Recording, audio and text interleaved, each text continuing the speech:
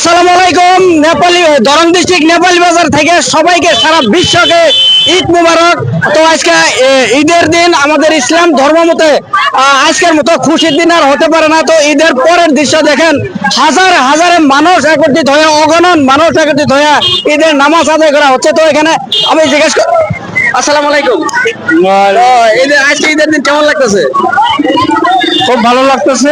আজকে ঈদ, পবিত্র এক মাস সংগ্রাম রোজা রাখার পর আজকে ঈদের দিন, আজকে খুশির দিন। খুব ভালো লাগতেছে আর খুব সুন্দর পরিবেশ।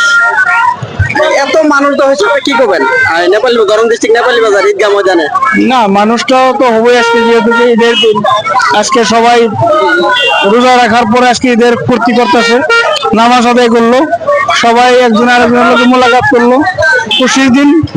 আজকের মতো খুশির দিন আমাদের ইসলাম ধর্ম মতে আর হতে পারে না। না, হতেই পারে না। আজকে আমাদের দুটো দিনই ঈদের দিন আছে। একটা হলো আজকে ঈদ উল ফিতর আর ঈদ উল আজহার। গতিকে আজকে এইটা বেশি গুরুত্বপূর্ণ, কারণ সুদীর্ঘ এক মাস রোজা রাখার পর আজকে এই ঈদের নামাজ পড়ে। গতিকে এই ঈদটা বেশি গুরুত্বপূর্ণ আর কি। আলহামদুলিল্লাহ, আলহামদুলিল্লাহ। আসসালামু আলাইকুম। আজকের দিন কেমন লাগতেছে? খুব ভালো লাগছে। এক মাস রোজা করার পর আজকে নামাজ পড়লেন, কি মনে হচ্ছে? খুব আনন্দ লাগছে, খুব সুন্দর ভালো লাগছে আর কি। ভালো লাগতেছে না? আসসালামু আলাইকুম। কেমন লাগতেছে আজকে ঈদের দিন? ইনশাআল্লাহ খুব ভালো লাগতেছে। ভালো লাগতেছে না? সবাইকে ঈদ মোবারক জানাবেন না?